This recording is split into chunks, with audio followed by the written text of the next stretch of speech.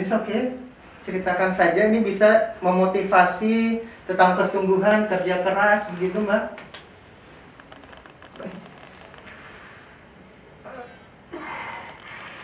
Jadi waktu sebelum SKD itu November.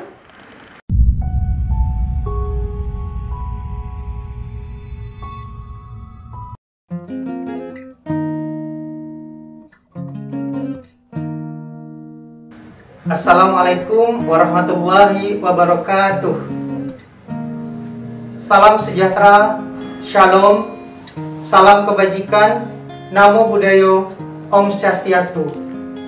Jumpa lagi dalam program CPNS Corner.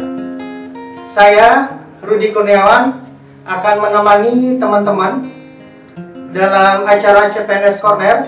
Bersama saya telah ada Mbak Ayu yang hari ini akan sharing kepada kita bagaimana tips, bagaimana kiat-kiat sehingga Mbak Ayu hingga saat ini telah menjadi CPNS atau bagian dari CPNS di Inspektorat Jenderal Kementerian Agama Republik Indonesia. Pertama, mungkin izinkan saya untuk bertanya kepada Mbak Ayu terkait biodatanya. Jadi namanya siapa, nama lengkapnya gitu kan, teman-teman di rumah belum cukup kenal gitu. Kemudian asal dari mana dan lulusan dari mana. Baik, terima kasih. Assalamualaikum warahmatullahi wabarakatuh. Perkenalkan teman-teman, nama saya lengkap Hayuning Tias. Saya biasa dipanggil Ayu. Saya asli dari Banjarnegara. Kalau domisili sekarang di Wates, Kulon Progo, Yogyakarta. Kemudian saya lulusan dari Universitas Negeri Semarang untuk jurusannya dari akuntansi. Baik, berarti Banjarnegara ngapak dong Mbak ya? Iya, betul. Kalau kata orang itu orang ngapak, orang kepenak. Orang ngapak, orang kepenak. Iya, betul. Oke. Ini pendaftaran CPNS pertama atau mengikuti kontestasi lah istilahnya, ya. Atau tes CPNS ini yang pertama atau yang keberapa? Kalau untuk pendaftaran di Ijen ini saya untuk yang ketiga kalinya. Ketiga kalinya. Iya, betul, ketiga kalinya. Baik teman-teman, maaf tadi sedikit lupa. Sebenarnya Mbak Ayu ini adalah CPNS Inspektorat Jenderal Kementerian Agama tahun anggaran 2019. Iya, betul. 19 begitu ya? Iya. Untuk formasi Auditor. Formasi auditor ahli pertama gitu ya? Betul. Oke. Jadi ini pendaftaran ketiga dan dua pendaftaran sebelumnya itu daftar di mana? Saya untuk yang pertama itu daftar di yang kita pertama kali ada Kemenkumham itu yang setelah lama nggak ada pembukaan CPNS. Nah itu pendaftaran pertama saya. Kemudian setelah itu di tahun 2018 saya juga gagal karena saat itu kurang 1 poin di TKP. Kurang 1 poin. Tahun 2018 yang ada kebijakan untuk perankingan. Betul. Karena banyak teman-teman yang waktu itu tes CPNS tidak menggapai passing grade. Kemudian ada kebijakan dari Kemenpan untuk di ranking karena tingkat kelulusannya sangat rendah gitu ya. Iya, betul. Berarti yang pertama di Kemenkumham, kemudian yang kedua di saya ambil Kabupaten Purworejo. Kabupaten Purworejo, Jawa Tengah, iya, gitu ya. Kemudian yang ketiga di Inspektorat Jenderal Kementerian Agama dan alhamdulillah lulus. Alhamdulillah. Di percobaan yang ketiga gitu ya. Kemudian kenapa memilih Inspektorat Jenderal Kementerian Agama? Kan banyak kementerian-kementerian lain, atau tes lagi di Kementerian Hukum dan HAM, atau nyoba lagi di Pemkab karena notabene-nya lebih dekat dengan keluarga gitu ya. Ya, kebetulan gini Mas Rudi, saya di tahun 2018 itu juga daftarnya untuk posisi auditor juga, karena kan background saya itu kan dari notabene dari akuntansi. Jadi kan mungkin yang selaras dengan jurusan saya kan kayaknya kalau auditor itu kan kebanyakan kan dari keuangan gitu kan, dari akuntansi gitu. Jadi kita pilihnya waktu itu ini ada auditor, terus juga peluangnya lihat di Itjen itu ada 22 formasi untuk auditor gitu. Ya, bagi teman-teman penting juga untuk melihat posibilitas teman-teman untuk lulus dalam seleksi CPNS seperti yang dilakukan oleh Mbak Ayu. Jadi selain dia melihat bahwa passionnya memang sukanya auditor, kemudian yang kedua dia lihat adalah posibilitas kelulusan. Jadi formasinya cukup banyak, berarti posibilitas lulusnya juga cukup tinggi, begitu ya Mbak? Iya, semacam kita itu kalau mau berperang ada strateginya gitu. Pilih formasi mana sih yang kira-kira peluangnya itu untuk lulus itu lebih banyak gitu. Karena mungkin salah satunya kita melihat sebanyak apa formasi yang diterima di instansi tersebut. Baik. Dan sebelum ini pekerjaannya juga auditor, makanya kemudian memilih auditor, atau memang karena senangnya ngaudit dan background pendidikannya akuntansi ya sudah memilih auditor? Sebelumnya saya itu di perusahaan swasta dan memang berkecimpung juga sih di laporan keuangan, cuman bukan auditor. Tapi memang dari saya ambil S1 akuntansi memang sudah tertarik dengan auditor.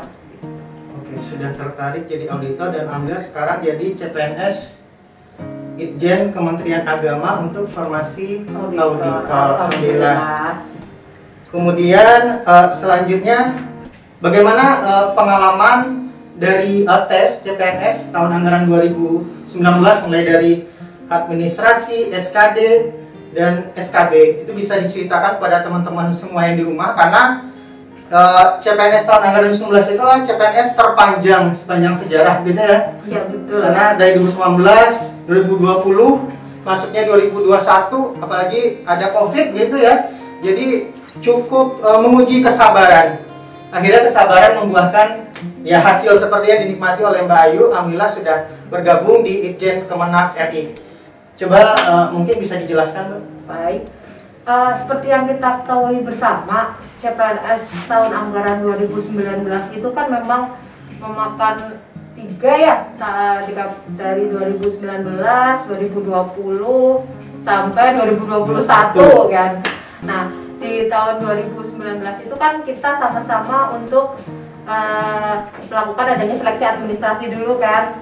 Nah, di situ memang triknya teman-teman ini yang mau mendaftar sebagai CPNS harus benar-benar melihat secara detail apa yang diminta dari instansi tersebut. Seperti kalau memang diminta adalah suratnya lengkap, harus dilengkapi.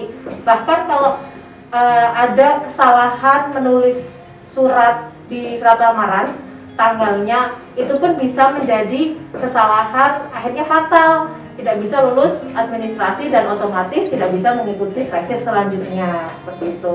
Terus kemudian mungkin bisa saya simpulkan dulu satu persatu biar teman-teman di rumah lebih mudah mencerna. Jadi tahap administrasi itu adalah teman-teman harus memastikan bahwa dokumen yang diminta oleh instansi itu teman-teman lengkapi. Jangan sampai kesalahan sederhana mengakibatkan teman-teman jadi gugur gitu ya. Contoh, perhatikan tanggal ketika mendaftar di SCCN, kemudian ketika disuruh juga untuk membuat surat lamaran, surat pernyataan, itu pastikan tanggalnya sesuai, pastikan ada tanggalnya, dan pastikan semua dokumen administrasi sudah dilengkapi. Sehingga jangan sampai teman-teman tidak lulus, karena pengalaman administrasi itu cukup banyak ya Mbak, memotong peserta sehingga banyak yang tidak lulus. Betul sekali. Ada juga yang ijazahnya yang diminta adalah ijazah asli, yang di-scan juga ijazah fotokopi, ada juga yang seperti itu, atau ijazah yang legalisir. Jadi harus mencermati betul-betul apa yang diminta. Oke. Selanjutnya mungkin pada tahap SKD. Ya, untuk SKD kebetulan kan dari sebelum-sebelumnya sudah banyak belajar tentang SKD ya, dari ada TIU, terus kemudian TWK dan TKP, belajar dari yang sebelum-sebelumnya. Saya juga di tahun yang ini sebelum mendaftar di Ijen, saya mengikuti ada bimbingan belajar memang, tapi itu sebenarnya juga tidak membantu memang, tapi yang membantu adalah ketika saya bertemu dengan teman-teman yang ada di bimbingan belajar itu, setelah selesai kami mengadakan adanya kelompok-kelompok kecil untuk belajar bersama. Jadi misalnya nih kalau ada teman-teman TIU yang diminta kan kadang-kadang ada yang kita belajar ada materi Pancasila, bela negara. Nah itu kita saling mengingatkan, sudah belajar tentang ini belum? Kita saling mereview. Tahu nggak kalau misalnya ada pertanyaan ini nanti dijawabnya apa? Kan kebanyakan kalau TWK kan analisis kan ya.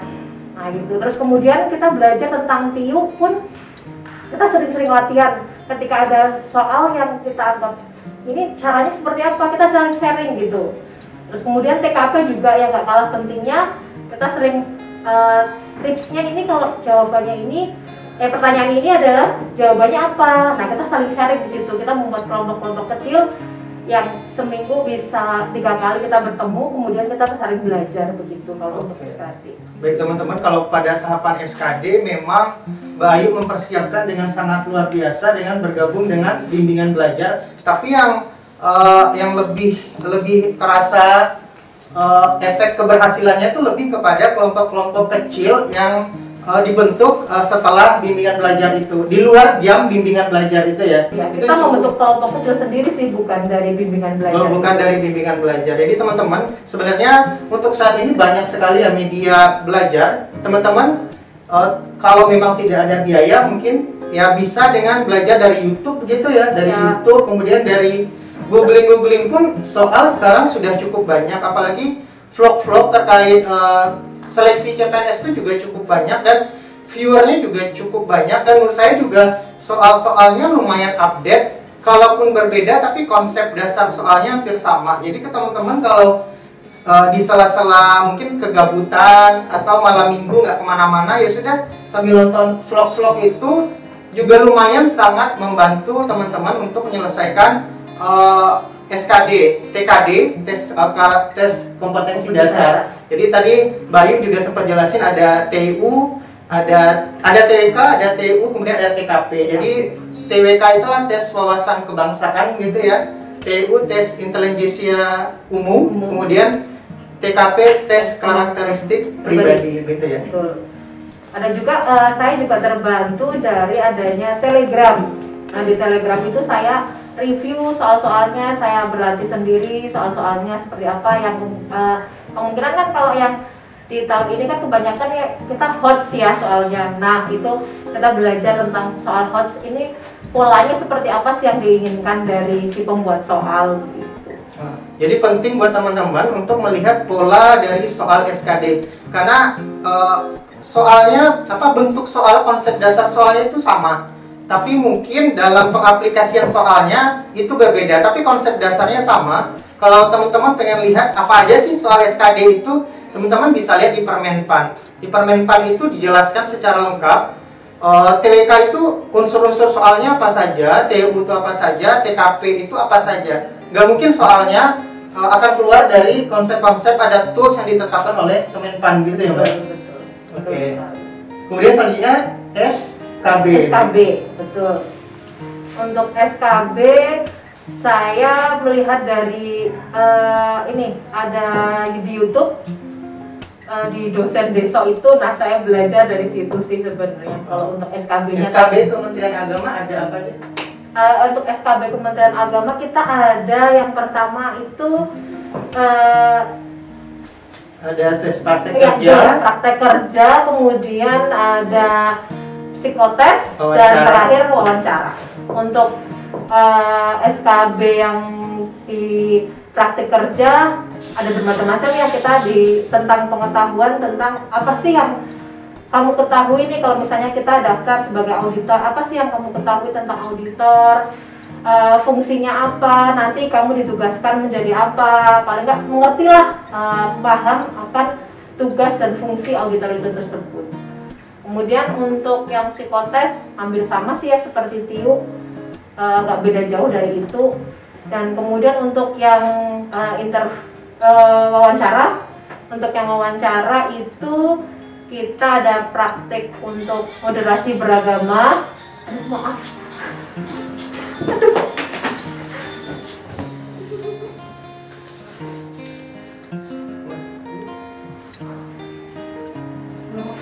Kecepatan ya Mas ngomongnya. Gak apa-apa sih. Aman. Belum aku silent. Gak apa-apa. Nanti minta jadi menit keberapa ini? Soalnya mesti masuk tuh kalau ini. Apa? Lanjut aja. Ya bentar Mas. Bentar Mas. Ini soalnya lepas. Tadi sampai apa tadi? Yang wawancara. Yang wawancara ya. Kemudian gitu. Siap dulu. Kemudian wawancara gitu ya. Oke.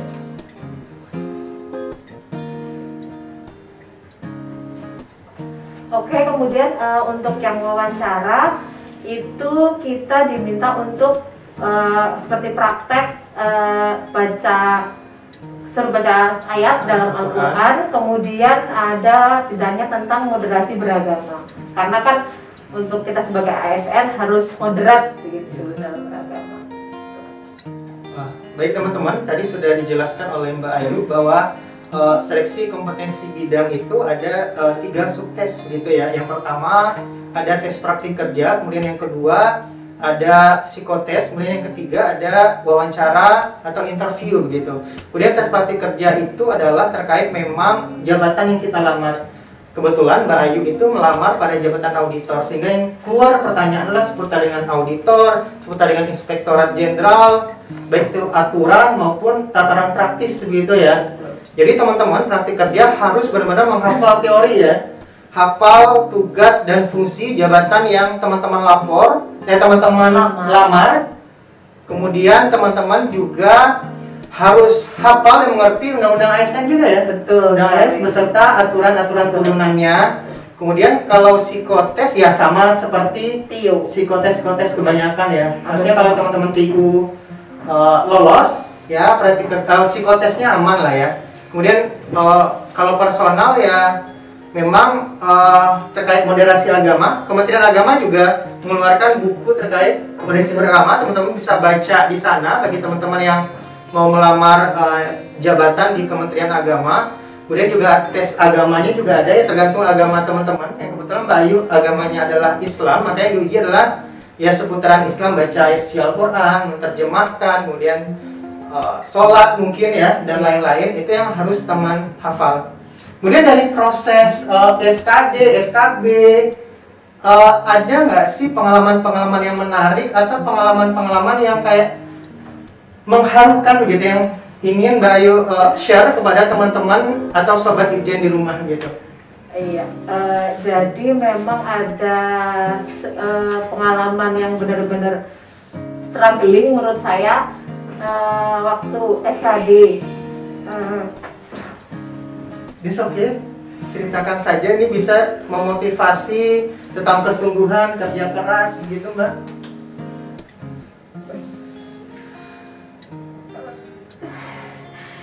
Jadi waktu sebelum SKD itu November, anak saya kebetulan punya penyakit bawaan yaitu ASD atau yang biasa orang sebut jantung bocor. Nah, dari November 2019 sebelum saya berangkat ke Jakarta itu saya berusaha memastikan bahwa lamaran sudah dimasukkan dan saya sudah memilih instansi yang akan dilamar. Nah, sembari kita menunggu akan adanya tes SKD, saya berusaha untuk mempersiapkan juga operasi anak saya di situ. Nah, kemudian sebelum tes SKD itu di Januari, anak saya dari awal Januari sudah stay di rumah sakit Harapan Kita. Nah, kemudian di tanggal 8 Januari tepatnya anak saya operasi, dan kebetulan qadarullah 3 hari kemudian bapak saya meninggal. Nah, di sela-sela saya memperjuangkan anak saya untuk sembuh, saya juga harus meninggalkan anak saya untuk segera pulang ke Jogja untuk segera mempersiapkan pemakaman bapak itu. Alhamdulillahnya di situ Allah maha baiknya untuk Kemenak tidak dijadwalkan ujian di Januari. Alhamdulillahnya ujian di bulan setelah Maret, kalau nggak salah ya, di bulan Maret itu. Alhamdulillahnya. Memang di situ setelah bapak meninggal karena rasanya buat apa saya berjuang di situ. Tapi teman-teman yang belajar dengan saya mencoba untuk mensemangati kalau bahwa ini buktikan kalau ini memang untuk bapak gitu. Jadi cukup mengharukan begitu ya Mbak. Tapi yakinlah bahwa Allah tidak akan menguji seseorang di luar kemampuan orang itu. La yukallifullahu nafsan illa wus'aha. Dan yakinlah setelah perjuangan yang luar biasa, doa ini juga bagian dari support dan doa dari orang-orang terdekat, bapak, ibu, suami, anak, sehingga Mbak Ayu sampai pada tahap ini. Alhamdulillah, walaupun mungkin tidak akan merubah sesuatu, tapi setidaknya ini menjadi buah keberhasilan atau sesuatu yang bisa Mbak Ayu banggakan sekarang. Akhirnya Mbak Ayu berada di posisi ini.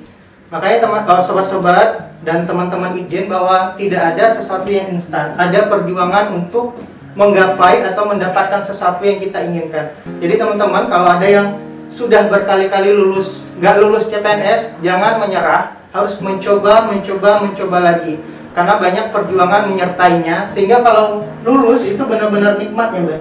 Setelah perjuangan panjang, kemudian kita lulus, akhirnya kita bisa menjadi pribadi yang lebih amanah gitu ya. Lebih amanah, lebih mencintai pekerjaan. Karena di luar sana banyak orang-orang yang bahkan jutaan setiap tahunnya yang ingin menjadi CPNS. Jadi teman-teman yang sudah menjadi CPNS, sudah menjadi PNS atau akan menjadi PNS, semoga ini menjadi pemicu untuk berjuang untuk mendapatkan apa yang teman-teman inginkan.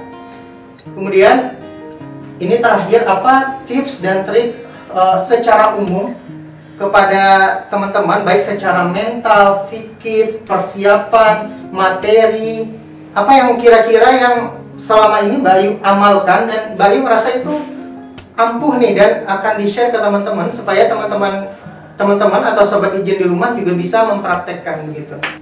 Ya, untuk yang selanjutnya terkait persiapannya itu, kalau misalnya kita ikut grup Telegram ataupun WA gitu, jangan mudah terpercaya dengan berita-berita yang belum tentu kebenarannya kayak gitu.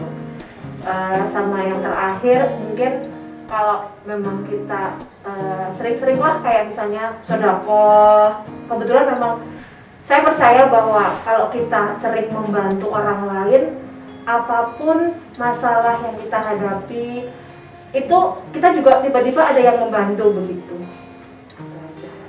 Oke.